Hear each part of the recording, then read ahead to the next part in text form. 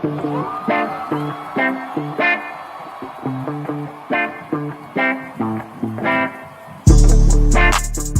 on in, everybody. Another edition here of Thursday Night Live here on the Auburn Undercover podcast. Nathan King here with Jason Caldwell. Another virtual edition of the show like we did a few weeks ago because it is Halloween night.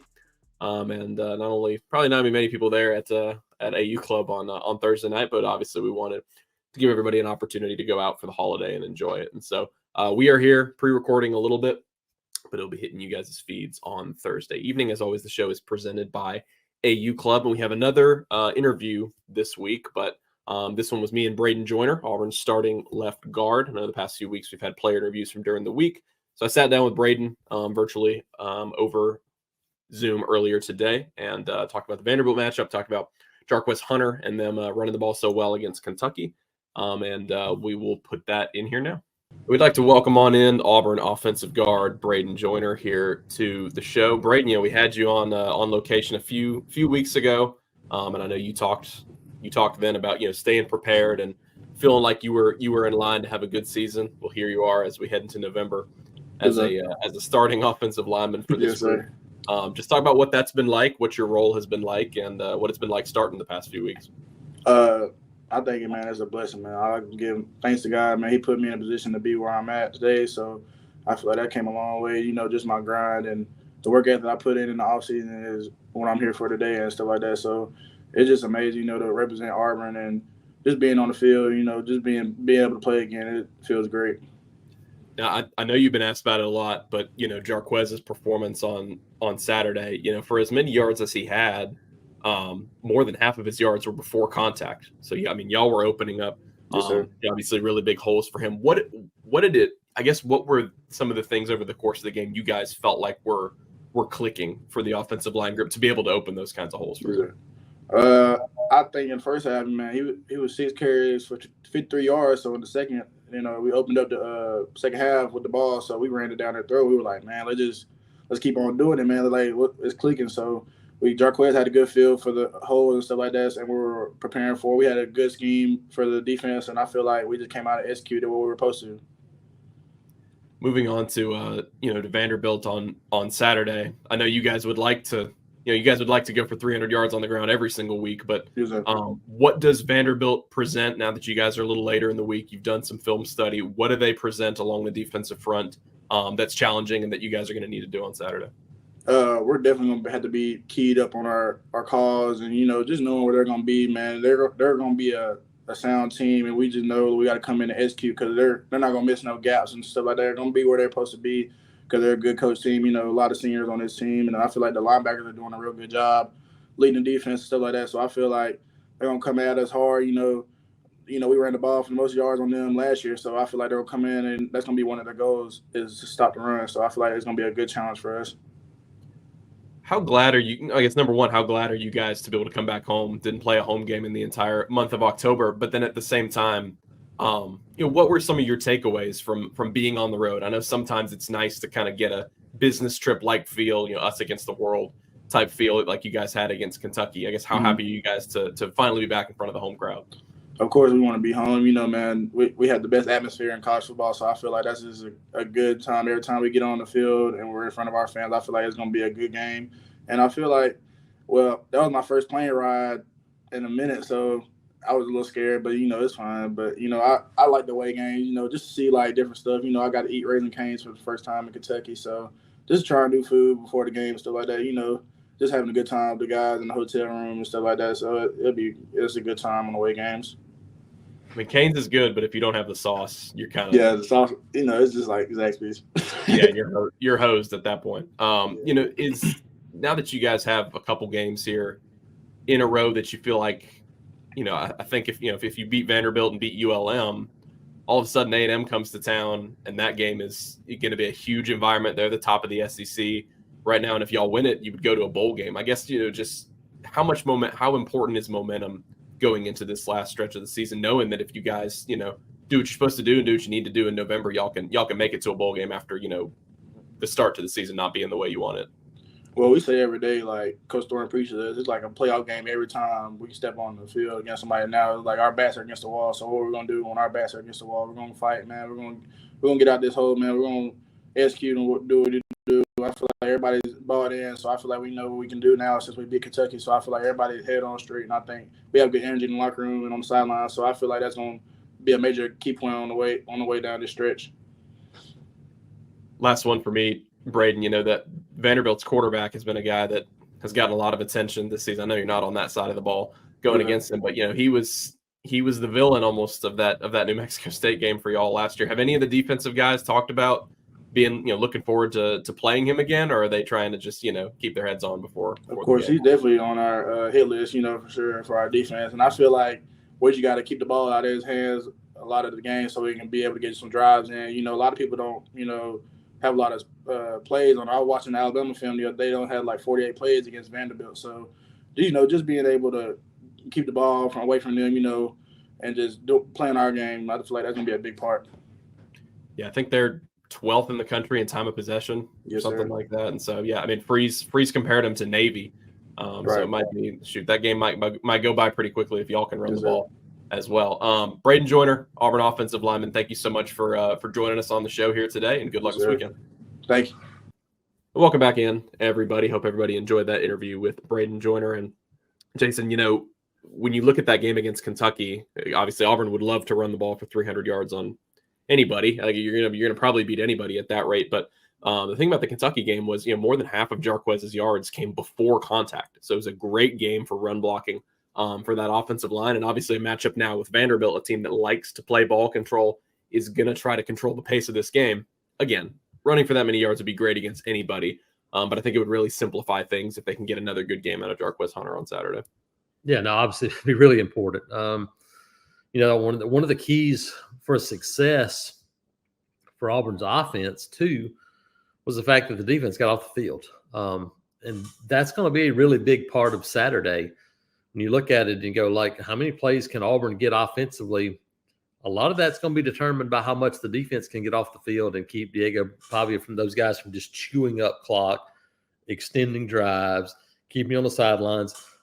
That's going to be a big part of this, because I think if Auburn can get the ball back and you can get on the field, then you got a chance to get Jarquez Hunter 20 carries, and kind of build that offense. The problem is that if you don't get the ball very much, then you don't have many opportunities to. It's hard to run it, 45 times when you only have 58 plays. That's kind of the situation they were in a lot of times early in the season. That's going to be a big part of things Saturday. Is like, can Auburn sustain drives? Can you get the ball back? And can you be allowed offensively to give the ball to Jarquez and the running game and allow that to develop? That's going to be maybe as much on the defense as it is the offense on Saturday.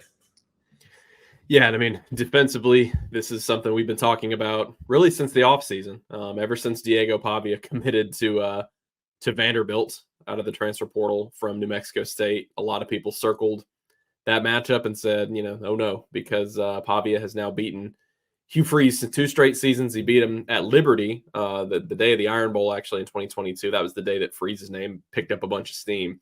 Beat him 49-14 as a 24-point underdog at New Mexico State. And then obviously last year, Pavia was the orchestrator of that huge 31-10 upset for Auburn at the hands of New Mexico State. Now he comes over to Vanderbilt, and Jason, Hugh Freeze compared this Vandy offense to Navy. He said, they run a lot of that type of scheme and ball control. They're number 12 in the country in time of possession. That is what they like to do. That is their bread and butter. And Pavia, I think, just his ability to create tough yards and just kind of be a guy that's difficult to wrestle at the line of scrimmage right away, makes this group really effective. And it's one of the biggest reasons, if not the biggest reason, that Vanderbilt is enjoying one of their best seasons in, around a decade or so. Yeah, absolutely. And you look at it, and I think they've actually bumped up to 11th in time possession after some games last night. I mean, you look at it, 8 games, 32 and a half minutes is kind of their average. And you start looking at it, interesting enough, Syracuse is number 1, but Army is 2. So there you go with Army. Miami at 4, Tulane at 7, Iowa State at 10.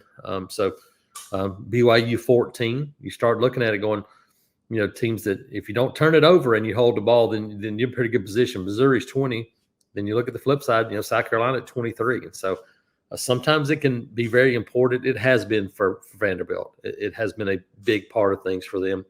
They haven't turned it over a ton. They've created some turnovers.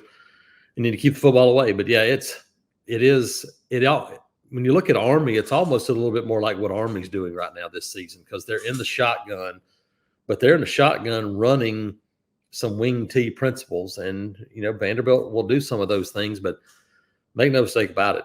This is basically everything that you have to do on offense is an extension of the quarterback. He is the point guard. He's the guy that handles everything. And I'm really interested to see how Auburn handles that this week, and how they obviously, we've heard the term spy. We've seen Marcus Riddick be that guy at times. We've seen Jalen McLeod be that guy at times. Do you put two of those guys on the field at the same time? You don't have a ton of depth in the secondary. They've been playing pretty well. You start looking at Vanderbilt, and you go, what's some of the things that you start thinking about in terms of, okay, where are they going to attack you? Where are they not going to attack you? And they want to be a controlled team. They'll make some plays in the passing game when you start talking about throwing the ball and doing some things down the field, but they're not going to do it a ton.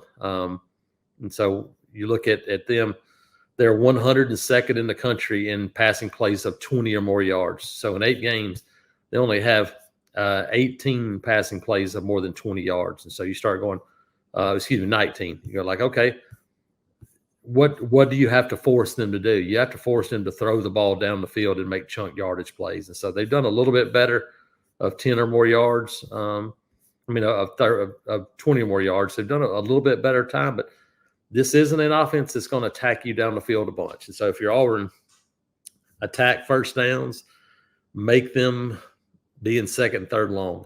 If you let Vanderbilt sit in 3rd and 3, 3rd and 4 all day, then you're going to be in trouble. And so I think for Auburn, can you create some opportunities? And obviously, you got to be really careful, because the more guys you send at him, the more opportunities you give for a running lane and not having a lot of help. That's why I think it may be a 5-man front at times with 2 guys that are almost spying as defensive end types to give you some. You got to keep leverage outside, but you got to have a push inside. So be interested to see kind of what kind of looks they throw at Vanderbilt this week. Yeah, I mean, we talked to Eugene Asante this week and about DeMarcus Riddick.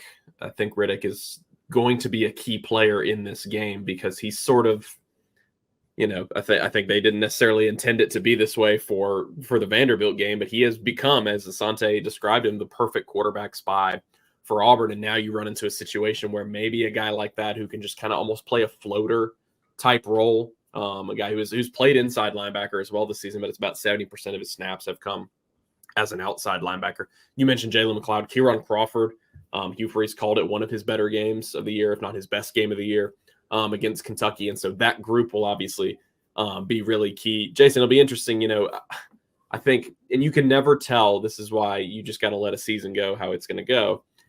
Vanderbilt, this game was circled because of Pavia, but nobody knew, what the circumstances would be at the time. Nobody knew Vanderbilt would be one of, the darlings of the sport so far. Nobody knew that Auburn would be fighting to get into a bowl game. And so for that reason, and with Pavia, because this was brought up to Asante on Tuesday, like, you don't see a guy very often, suplex a defensive back and get a personal foul penalty. And that was in the first quarter, kind of setting the tone against New Mexico State. I am really interested to see the motivation level for this defense going against him, because it's not very often you get an opportunity like that. And then I think returning home as well, this crowd is going to not that they wouldn't be fired up for a Vanderbilt game, period, but I think they sort of recognize, number one, the importance of this game. And number two, I think everybody in that stadium knows who the quarterback is and knows what he did last season. Yeah, no, I think it's, you start looking at it, and it's, dealing with a quarterback that's going to run it, and an offense that wants to kind of grind it out, even though they're not a big power team. They don't run it great when you look at it. I mean, they average 156 yards a game. It's okay. 240 of that was in one game. They only averaged 3.95 yards a carry. And so you start going, yeah, that'll get you a first down if you do it enough. But you don't normally think about teams that have been that successful being teams that have, 3.9, especially if you don't throw it a ton. When you don't throw it a bunch and you're not spreading it all over the field. I mean, like, for example, Kentucky's 3.82 yards a carry. So, like, you're right there. Wake Forest, UAB, those are Oklahoma State. Those are the teams that are less than 4 yards a carry. Troy, Air Force, teams that have struggled. They don't fit the bill with that. And it's because they're willing to just go, hey, we'll get you to 3rd and 2, and then we'll run it again. Or we'll get you to 4th and 1, and we'll run it again. And so, yeah, the motivation for Auburn's defense obviously is there. Anybody that was on the team last year, for those guys, it's a big game. But if you're a freshman, you know the importance of this game. No matter who you're playing, the importance of this game because of the situation for Auburn being back at home, you got to take advantage of every one of these. And we talked about it before this kind of stretch started. Like you had to go steal one on the road. Auburn was able to steal one on the road. So you've done that at Kentucky. Now can you come back and take care of business? That you got Vanderbilt, a bye week, Louisiana Monroe. You go, hey, can you take care of business for 2 games and get to 5-5 and then give yourself 2 chances there at the end of the game to see what you can do and make some noise? You got to think that if you don't get this one, then it becomes really, really difficult because you're going to have to win both of those games to get to 6. This is another important game. When you struggle and when you miss out on opportunities, then these become really, really big games for Auburn. And obviously at home against Vanderbilt, a place Auburn's had a lot of success. There hadn't been a lot of them, but when you played Vanderbilt, you've won. And so this obviously becomes a big one. Yeah, Auburn's never lost on its home field in Auburn to Vanderbilt. Only 9 games played, like Jason said, in Jordan-Hare Stadium or whatever iteration of a home field. They've lost like in Birmingham and Montgomery, but that was back in the 40s and 50s. Auburn's dominated this series of late. No surprise there. They only have a one game lead overall. It's 22-21-1 all time. Technically, Vanderbilt can tie the series on Saturday, but they got a bunch of wins back like before 1950. Jason, on the offensive side of the ball for Auburn, we mentioned Jarquez Hunter, that one of the best individual performances we've seen for Auburn over the last several years. We talked about this a little bit earlier in the week, and we talked about it on the post-game podcast a little bit, but just, I think it was nice to see, and he's gotten national recognition, whatever accolade you want to call it. He's obviously gotten it this week. I think it was nice to see a guy like Jarquez get his flowers a little bit in a game like that, because he's the only guy from his class who stuck around. 3 head coaches could have easily gone somewhere else if he had decided to the last few years. Decides to stick around, has a performance like that obviously was in a really important spot in a really important game for Auburn, and probably going to be 1,000 yards this year, and he's climbing up the ranks of Auburn running backs all time in terms of career production. Yeah, no, you're right. You start looking at it going, he's kind of been the kind of the steady engine when you start looking at Jarquez and the things he's done, and his ability to just kind of grind it out, even though he hasn't been a guy that's been a massive carry guy. So you start going, like, he hasn't ever been a guy. This is the only time he's ever had 20 carries in a game. It's happened twice this year, I think. That's it. It's only 2 times he's ever carried the ball more than 20 or more times in a game in his career. And so I would expect Auburn to once again go and say, look, let's go try to lean on that a little bit, but you're doing it against it. It's an interesting defense from Vanderbilt. They don't give up a ton of explosive plays on the ground when you start talking about this defense, and they've given up some rushing yards here or there, but both Auburn and Vanderbilt are tied with Arkansas and a few others right there. They've given up eight running plays of 20 or more yards, and so when you start talking about it, they've been pretty steady, bend but don't break, and so for Auburn, you look at this one and going, I think it comes back to your defense a lot too. Can you get ahead? Don't fall behind where then you have to take advantage of opportunities and maybe don't get the ability to run the football. I do think we saw last week against Kentucky that this offensive line grouping along with Jarquez Hunter gives you a different feel. With Dylan Wade at left tackle and Bradyn Joiner at left guard, all of a sudden you look up and you go, that's a pretty strong run blocking offensive line group. It showed up against Kentucky. I think you can lean on that a little bit more because hey, that's probably our best grouping for that. So I think we'll see a little bit more early on. Hey, run the football, see what happens, and because what you don't need is to go 3 and out against a Vandy team and take 45 seconds, and you look up and 7 minutes have gone by and you don't have the ball again. You got to help your defense out some this week too, just to keep those guys fresh. Yeah, I mean, look at the Vanderbilt game. I mean, what they've done this season, I think Free said Alabama only ran 44 plays. Bradyn Joiner talked about that today. I think he said 48 was the number for them. And like we already talked about time of possession. I mean, last year, I remember this. I looked at back this year, but, different team, but same kind of thing that New Mexico State tried to do with Pavia. They had the ball for 39 minutes in that game. New Mexico State did. Auburn only had 4 possessions in the second half of that. I mean, that is – you almost can't even come back in a game like that. I mean, they trailed 17-7 at the beginning of the third quarter. Like, you can't – the opportunities are extremely limited. And so, yeah, like you said, it's obviously important for Auburn on the ground. And, you brought up Dylan Wade and that new look offensive line. And I think it's important for them to kind of found an identity because they had gone back and forth between some different groupings. The fact that Wade is probably more classically a guard and now he's at tackle, you're kind of giving just that run game beef to this group. I think Percy Lewis probably has a higher ceiling as a pass blocker, but it just wasn't working out for them so far this season. And so all that is to say that, like any game, Auburn's going to need some explosion through the air in this one, most likely, because I doubt they can just go for 300 yards on the ground again. This, to me, Jason, feels like, and again, we're a broken record on this kind of stuff, but this feels like the kind of game Vandy can easily take if you turn it over a couple times. Yeah. They feel like the team that absolutely will take advantage of that. And like you mentioned, because of time of possession, not a team you want to give the ball to more times than they should have it. Yeah, they want to frustrate you. They frustrated Texas last week. Texas had 70 some odd plays, couldn't finish, turned it over early and allowed Vanderbilt to kind of get ahead. And then, Texas had a lead and couldn't put Vanderbilt away. Same thing with Alabama. It's a different kind of game, but every time Alabama thought, well, here's now is when Alabama get back in it. Vanderbilt get a first down, get another first down, and you take the momentum back. And kind of it's not, hey, lull you to sleep football, but it is a little bit. And that's honestly what it felt like some last year with New Mexico State is like they just kind of lulled you to sleep and never gave you the chance to have any momentum because you didn't get football. And so, you're right. You can't give them opportunities, and you got to get off the field. And so it's an important game I think for this Auburn front seven to be able to play aggressive football, but not out of control. And we've seen at times, blitz situations where Auburn had a guy dead to rights and didn't make the play.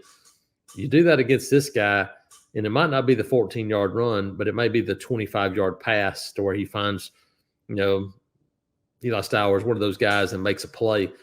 That's what he'll do with you is just continue to chip away and frustrate you and make you become more aggressive than you probably should be, and then hit you with a play. And so for Auburn, again, I come back to it. I think first down defense may be as important as any situation in this entire game for Auburn on either side of the ball. Yeah, you mentioned Eli Stowers. I mean, he could be a talking to our Vandy guy, Robbie Weinstein, in the Q&A that'll go up on Friday. He said he maybe like a mid-round draft pick type guy. He has just shown that ability this season. People, if you remember that name, people follow recruiting. He was a decently rated Texas A&M quarterback commitment. That's right. A few years ago, not commitment. He ended up there.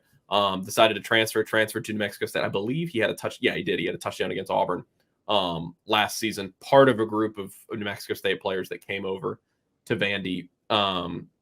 That'll be really interesting. Christian, I think, had a good way of putting it in his forecasters today. Like putting a guy like a Caleb Harris on him, I think gives Auburn a decent chance to match up because you are starting to see him have that kind of impact where teams are trying to take him away as being a big weapon because they lost so many receivers in the transfer portal. He is a big weapon for them. But Jason, this secondary, I kind of wanted to touch on this Auburn secondary. You know, we saw, I think, Jay Crawford's hard work sort of come to fruition against Kentucky. Not that he's probably had better games than that overall, but you sort of get the recognition once you start, once you get an interception. Obviously, Kay and Lee had that big interception at the end. You reported it yesterday. Antonio Kite is off the team, the Alabama transfer. Just violation of team rules, was missing practice, that kind of stuff.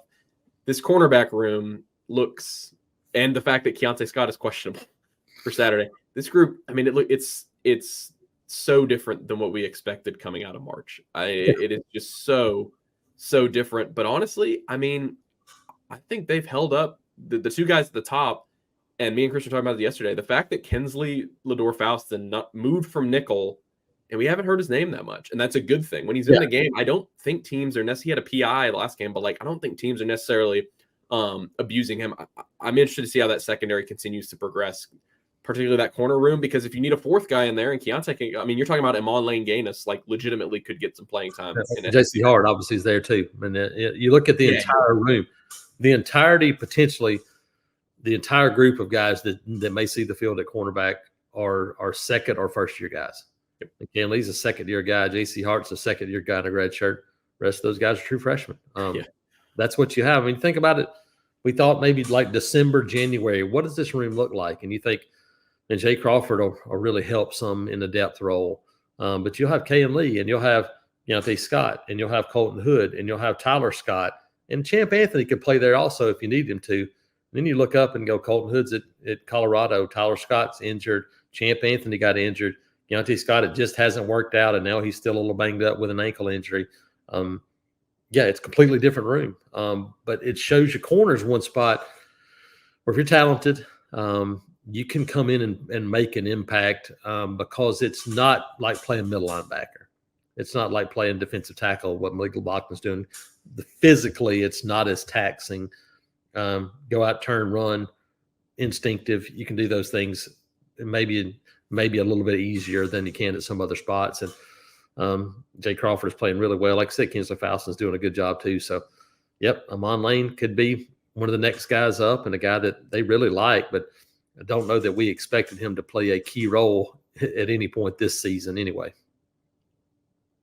Yeah, I mean, we can talk about the freshman brigade every single week. Hugh Freeze brought it up on Monday that over the course of those 4 plays where they stood up Kentucky on the goal line, all 6 of the main guys, the guys who have been contributing, with the exception of Amon Lane, but he's been kind of out of that group. All 6 of them were in there at some point. And I thought Eugene, we've heard, again, we talk about these freshmen a lot, is one of the silver linings, if not the main silver lining of a disappointing season. Eugene Asante put it, I think, a really good way on Tuesday. He's like, you don't even think about it. You're not necessarily even going out there and thinking about what you have to do to offset a freshman, what you have to do to help them pre-snap. I go back to Dorian Mausi told the story in the preseason. He was talking to Jacquez Robinson, the Colorado transfer, about they're having some sort of conversation. He mentioned 18, the freshman, and apparently Jacquez Robinson said, that kid's a freshman? Like, what are you talking about? That dude's not a freshman. And so, on the offensive side of the ball, though, Jason, we talked about getting Cam Coleman a little bit more involved, them trying to do that. He had 4 catches against Kentucky. We saw, though, I think a trend that we had seen coming for a while. Malcolm Simmons is their primary slot receiver. Yep. And Robert Lewis is going to continue to play, but that the defensive freshmen are doing their thing. On the other side of the ball, it's pretty clear now 2 of Auburn's starting 3 receivers, and the other one being like an all-SEC guy, are true freshmen for this offense. I thought there was something interesting, too, about the passing game last week against Kentucky. We didn't see as many, hey, I'm going to stand back and take some deep shots and take a sack. I thought short passing game, first down, quick passes that were designed short passes for 5-6 yards, set you up for 2nd and 4s. Thought those were a really important part of what Auburn was able to do offensively last year. And I thought it added to the running game because, again, it sets you up in 2nd and 4, 2nd and 5. instead of taking a sack, you take a sack on first down, and the run game's out of the equation. So you do that, and you've gone an entire series, unless you convert 3rd and 12, of not having Jarquez Hunter touch the football unless you throw it to him on 3rd down. I do think those touches for him out of the backfield are going to continue to happen. I think that's a big part of things as well. But I like those early short control, quick passes, get the ball out of the hands, get some positive yards, give yourself second and middle, and then it opens up the entire playbook, and teams cannot pin their ears back on 2nd and 4 because they got to worry about everything you can do. I thought that was a big part of things. I think we'll continue to see more of that going, hey, look, here we go. First down, you're on 35. Don't worry about throwing a 50-yard pass right here unless you get the right look. But let's throw a 5 or 6-yard pass. Maybe try to break a tackle as Keandre Lambert-Smith did last week. But give yourself some positive yards in the passing game, and that'll keep defenses honest enough as well. Yeah, and I think particularly coming home, I don't know if there's necessarily any truth to this, but, if you get that kind of short passing game going, and I agree with you, especially after the beginning, it kind of seemed like once the running game got going, and I thought it was funny, Hugh Freeze said he had to talk himself out of calling passes. He was like, nope, we just got to keep it on the ground. I wonder if when you come back home too, and you have that kind of confidence, maybe to take more of those kinds of shot plays, because the last time we saw this team at home against Oklahoma, they did that and they did it really, really well. And so if you can kind of suck in the defense like that, we haven't really seen Auburn do it that well this season. If they can continue to execute it, maybe you see a guy like Cam Coleman, maybe you see a guy like Malcolm Simmons downfield. Jason, we'll move on a little bit to basketball. I think we are recording this here on Thursday. It's going to be a action-packed, less than 24-hour period at Auburn, because they play FAU in a home exhibition at 7 p.m. Central Time at Neville Arena on Friday night. And then obviously that backs right up into an 11:45 a.m. kickoff against Vanderbilt. But you and I were following along with their exhibition against Furman while we were stuck in bumper-to-bumper Atlanta and Chattanooga traffic coming back from Kentucky on Sunday. But they handled business in that game. Didn't shoot very well to start, but ended up fixing things. And I think their depth and athleticism kind of 83-62. I think it kind of just outran Furman. On paper, Furman is a little bit better of a team than FAU. FAU's got a first-year coach, lost Dusty May to Michigan. There's no players left from that Final Four team. KT Harrell, unfortunately, is not there anymore, so he followed Dusty May to Michigan. But Jason, I'm excited to see this team up close and personal, and kind of get a feel for what different players can do this season. But the caveat being, as you and I saw when we were following with Furman, if you're an Auburn fan going to this game, don't get attached to lineups. Don't get attached to starting lineups. I mean, Ja'Kai Howard played a ton of minutes against Furman. Will he have that kind of role this season?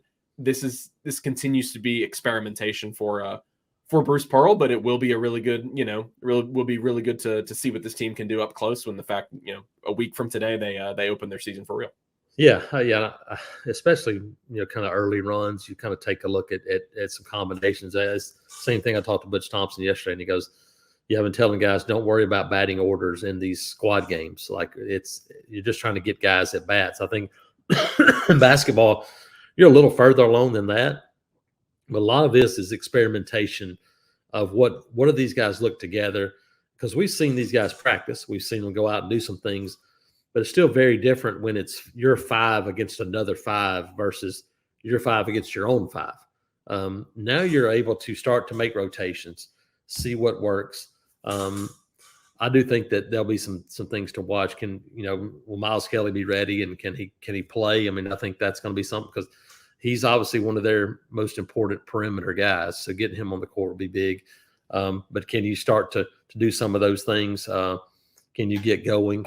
And can you make those things happen? I mean, obviously you look at it and, Chaney Johnson, Turtle, that power forward spot. How much production can you get out of those guys? Again, it's what you think would be a little bit more physical team maybe at Florida Atlantic than you faced against Furman. Start to get you a little bit more prepared for what you're going to see, and what does that power forward position look like? I think those are some things to watch. Yeah, and you want to see, consistency as well. I'm interested to get to see Tahad Pettiford in a game setting for the first time. He was really, really good against Furman. People who were there at the game said he was probably the best player on the floor, pound for pound over the course of those 40 minutes. Janai Broom had a double-double that's to be expected. If this game is in hand, I don't necessarily expect him to do a lot of heavy lifting. But you mentioned Chaney Johnson as well. That was one guy that's going into the season. Bruce Pearl was not afraid to put some expectations on him at that 4 spot. He had 10 points against Furman. Really interested to see what he does with a bigger role this season. We know all about his athleticism and what he flashed last year. But it should be exciting. Again, I think taking things with a grain of salt is the most important when it comes to preseason basketball, because I think at the end of the day, it is preseason basketball.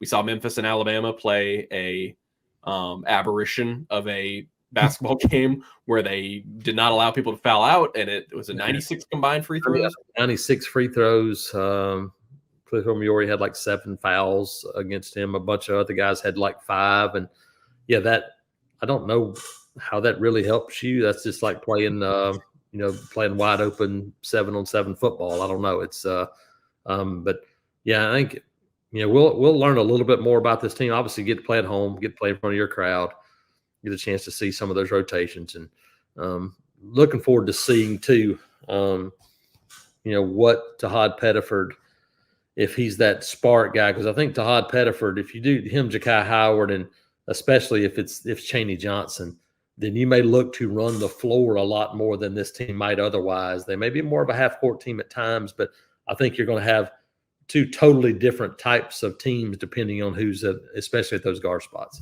Yeah, and at point guard too. I mean, JP Pegues, he didn't have a very good game going out against Furman. I don't know how much. Again, we weren't there. He only had a couple points, and so he's a guy that, it's funny. It goes to show how much fans are paying attention to basketball, because the season hasn't even started. You're like, does JP Pegues have it? Maybe getting a little bit of criticism, and it's before you just kind of let the season start. And so it'll be interesting to watch him as well in that point guard rotation.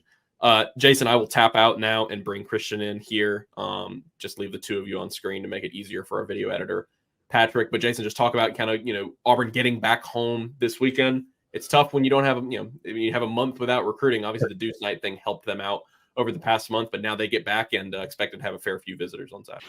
For not only football, but I was talking to the baseball coach yesterday. Look, they've gone a month without having visitors on campus. They're going to have all 9 of their commitments on campus Saturday. A lot of teams are going to be in the same boat, because you go a month without having anybody on campus, and you go like, hey, let's throw everybody in, because you start to get towards the end of the month, and obviously you have a bye week. Then you get towards Texas A&M, and you're talking about people that'll head home for holidays, things like that. So this becomes, obviously you had those big ones early, Christian, but this becomes one of the bigger weekends of the year for you, just because of the way it falls on the schedule. Yeah, and you always have to look at the opponents geographically too, kind of what's happening with them. Alabama's on a bye. Georgia's down in Jacksonville for the cocktail party against Florida. So that's, that helps you. We talked about earlier in the year when Auburn was hosting Oklahoma, and we thought that would be a big game. Wasn't quite as big because you already had a lot of your guys come in for the first 4 games, and Alabama was hosting Georgia. Now you're kind of the only show in town, so to speak, for the Southeast. Vanderbilt is a team that is, obviously, you guys have talked about it, I'm sure, throughout the show. Vanderbilt's a much improved team. It's a team that was just ranked inside the top 25, and it's an intriguing game. And with that becomes a lot of visitors as well. Jason, I think the first name that we should touch on is Joseph Mbachu, the 4-star defensive lineman from Grayson, Georgia. First put on pads this spring. Like, literally, that was the first time he ever started playing football, was a basketball guy. Originally from Cameroon. Obviously, at Grayson, he has the connection with Kenyatta Watson. Vontrell King-Williams has done a fantastic job. Mbachu was committed to Florida, decommitted from Florida a couple weeks ago now, I think it was. And he's one of the final pieces that Auburn is searching to add for what's already a really, really strong defensive line class. Yeah, you look at him and you see a guy that it kind of reminds me a little bit of Prince Tega, Wannago Jr. When you looked at Prince Tega and you went, and I see an NFL guy there, you just say, how long does it take to get to that point? But there's no questioning athleticism, size, all those things. He just hasn't played a ton of football. I think on the defensive line, it's easier to do that than it is to play offensive tackle, which Tega had to do. So I think this is a guy that can make an earlier impact. But, he is a guy that I think becomes more and more coveted by teams around the country as the season goes on, as he continues to play a little bit more football for this team. But Auburn's done a good job of kind of positioning themselves there. It's a school where Obviously, you got a lot of 2026 targets that are there, and they're both, Buford, Grace, and both. You look at all the 2026 guys. I think that's been helpful though, because you start talking about, your name is in those schools, and the kids are talking about you, and they're paying attention.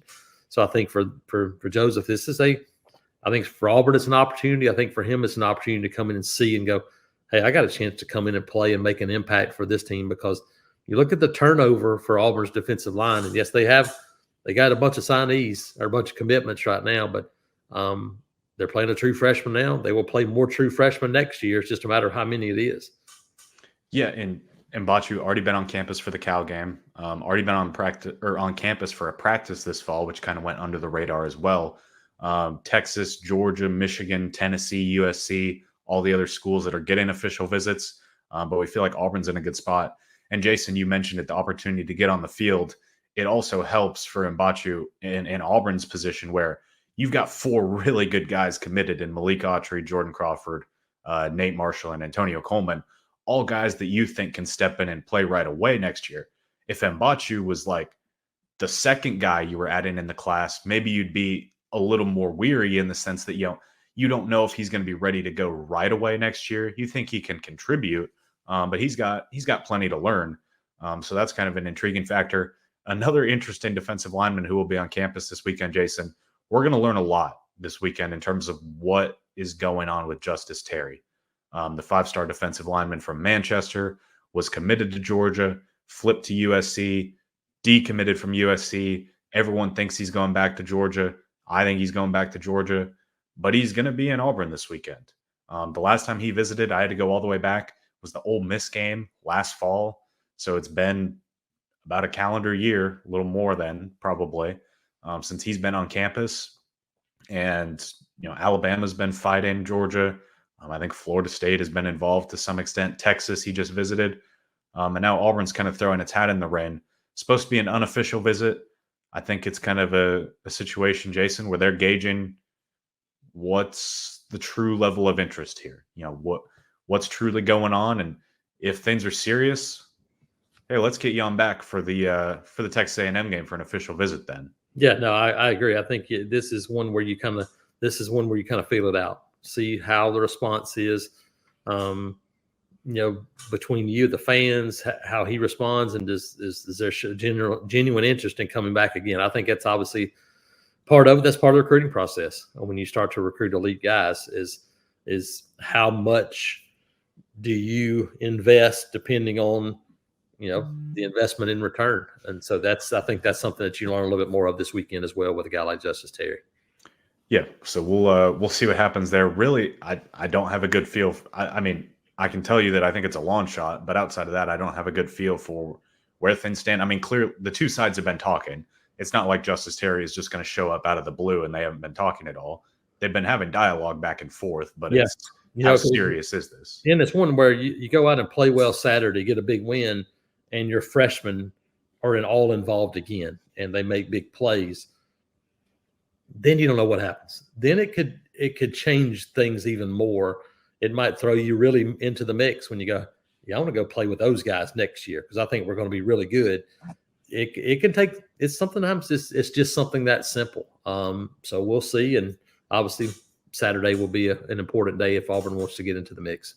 Moving down to the 2026 class, Jason, a guy who Auburn also has probably a little bit of work to be done to catch up. But in the mix, Jared Curtis, the 5-star quarterback from Nashville, was committed to Georgia, decommitted a couple weeks ago. Funny enough, he was actually going to visit in the spring, and about 3 or 4 days before his planned visit, he committed to Georgia, so obviously didn't visit. Georgia's still involved. Oregon is still involved. There's a bunch of schools. Alabama's involved, Ohio State.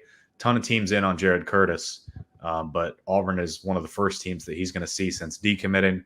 Like I said, you've got some work to do to be involved there, but as Auburn can now finally turn its attention to 2026, given that you've got Deuce Knight now, Jared Curtis is the first guy on campus, and it's a pretty good first 2026 quarterback to have on campus. Obviously, they've had guys on campus, but I'm saying since they got a 2025 guy. Yeah, and a kid from Nashville, Ken Austin's got some pretty good ties in Nashville and Brentwood and some of those areas. So how much can that impact things? Obviously, you've got a Nashville kid already on campus in Hank Brown, and so could that impact things as well? Yeah, I mean, there are some connections, and you look at a quarterback and you go, hey, I want to go take my shot, and obviously it's 2026, but you start looking at the young guys on campus and the possibilities there. We've talked about it. You're going to go try to sign one of these guys every year. That's the goal. The goal is not to go get Deuce Knight and go, we're good for a couple of years. Nope.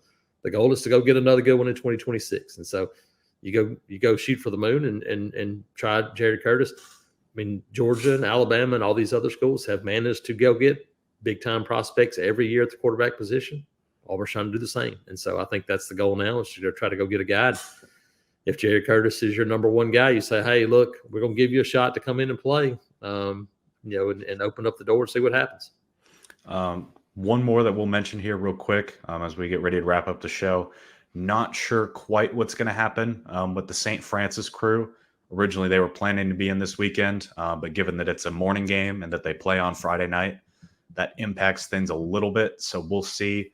Obviously, Blake Woodby and Bryce Dees are the two commits, but Auburn was planning, and the recruits were planning, 5-star edge Zion Ely, 4-star safety Jaira Edwards, Wayne Henry, the 2026 commit, and then Darion Smith, the Tennessee defensive line commit that Auburn's after, who will officially visit for the Texas A&M game. All those guys were planning to be in. Think that's a little bit up in the air right now, so we'll kind of see what happens when it comes to those guys and whether or not they're able to show up on Saturday. That is obviously not even close to the full list. We'll have more on that on Friday at auburnundercover.com. Still keeping an eye out. I don't think we'll know much until Saturday, but Naeem Offord, would not be shocked if he's there for one of these final home games, if not multiple. So that's obviously the big name that everyone is paying attention to and tracking. And then the other thing, Jason, I think is, as Jarquez Hunter leads the SEC in rushing, can you get Usman Cromer, Shakai Mills-Knight back on campus? Yeah, no, I think it's important. You're right, because I think they're going to sign a second running back, whether that's from the high school ranks or whether you try to go get a transfer guy. And a lot of that could depend on what happens with, Damari Alston, Jeremiah Cobb. I mean, that's the part about recruiting and all these things that is the biggest unknown is how many of your own guys do you get the chance to keep from year to year, because that is now a real thing. And so that'll be something that we'll have to watch and continue to watch and play through the next couple of months to see what happens as you get into December and January, because you're going to need at least a second running back. You potentially could need a third running back depending on what happens with your own roster. Yeah, so that's it for the recruiting talk here on the show. I do think Nathan wanted me to close out. However, he's way better at the outros. So I'm going to dip out and let Nathan close us out because he does a better job of handling that. I want to thank again Auburn University Club for having us and allowing us to kind of be a sponsorship for them. We appreciate their time, and obviously excited to be back there next week, even during the bye week. Have a chance to maybe get a guest or two with us next week at AU Club and do those things. So appreciate those guys for having us and allowing us to do what we do. Yeah, for sure. Appreciate it every single week. Go check them out if you guys haven't. If you're in the Auburn area, looking for anything like that, a golf club. Also, like Jason mentioned, like we mention every week, great food, great amenities. They're just a great place to be. And so we appreciate them, as always, for sponsoring Thursday Night Live. For Jason Caldwell and Christian Clemente, I'm Nathan King. Thank you guys so much for joining us this week. Auburn and Vanderbilt, 11:45 on SEC Network Central Time. On Saturday, we will talk to you guys in the postgame pod